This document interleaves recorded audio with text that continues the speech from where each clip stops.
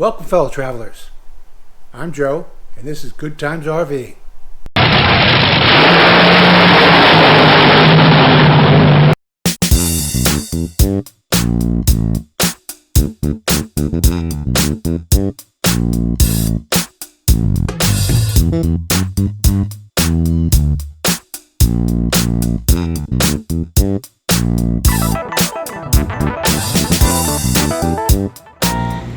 We're having a wonderful time here in Ocala, Florida. We visited Don Garlits and his Don Garlits Museum of Drag Racing, and it also has antique cars as well. Hundreds of cars. Fabulous. Fabulous, very well done. Even my wife had a great time visiting the museum and actually visiting with Don. He was very gracious and spent probably 20 minutes with us, just chatting, talking about history and old times and all his friends. Really lovely guy. You did a great job with the museum. Well, I had a lot of help. A lot of people put effort into this. Yep. It's the only drag racing museum in the world, and this is where people want their stuff. We have more stuff available than we can show. And we have cars in other museums loaned out that we rotate. There's a tremendous amount of artifacts still out there. It just really brings you back.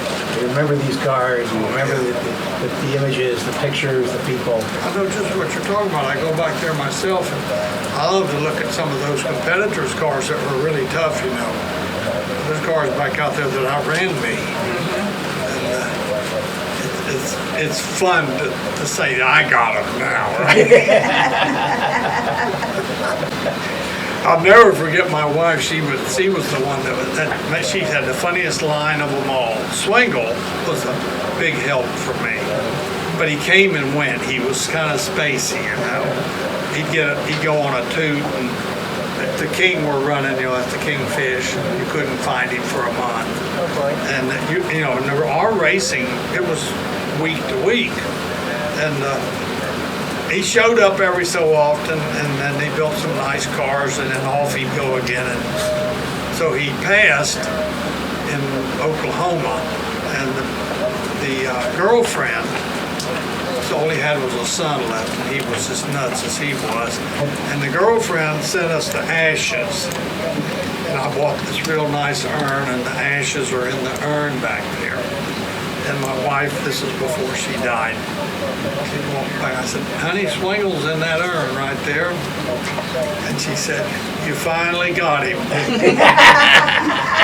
For good. It was like the big bass in the lake that kept getting away, you know. We finally got him. He ain't going no place You now. got him for good this time. You might wonder why the A7 Corsair is in front of the museum. Promotional shot, Big Daddy was an honorary Navy recruiter since 1972. Never received any monetary compensation.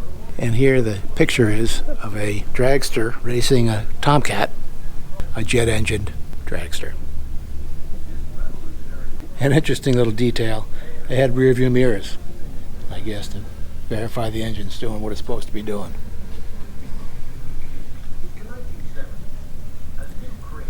Swamp Rat 28, 1982 to 83, General Electric T58, 1,400 horsepower on kerosene, 22,000 RPM. A lot of stuff going on in that little box.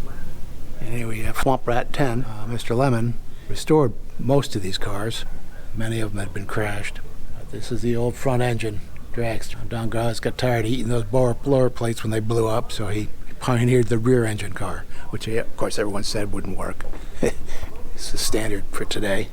219 miles an hour, 7.4 seconds. Swamp Rat 6, 64 and 65. I actually remember this car. I used to watch it on TV, and I think I saw him once in New York.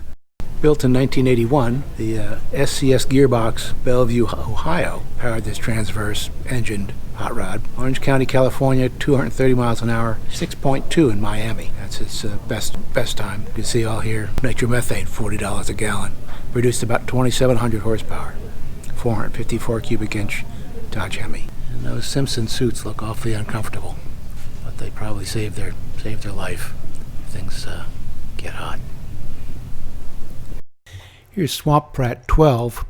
An absolutely beautiful car. One of the last front-engine cars that Don would drive. Swamp Rat 13, he crashed hard and ended up in the hospital for 6 months. And during that 6 months, he designed the rear-engine dragster.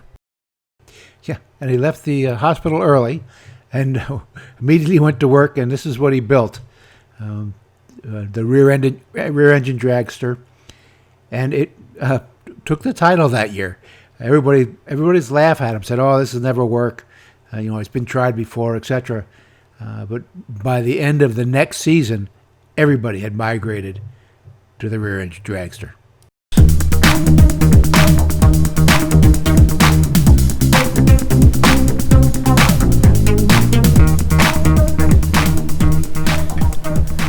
(1964) 44 Streamliner.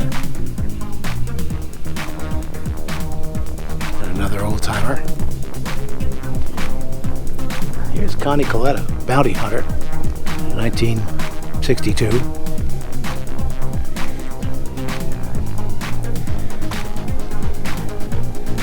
Little windscreen. He's sitting in a box back here. And he's got his wanted poster. I'll just share some images with you from the museum. There's hundreds of cars and tens of thousands of square foot of display. Really quite remarkable.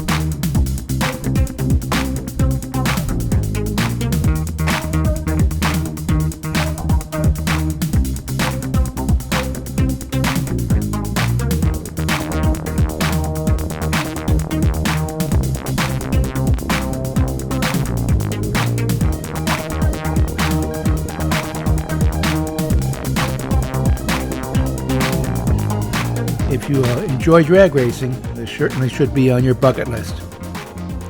Happy trails, fellow travelers.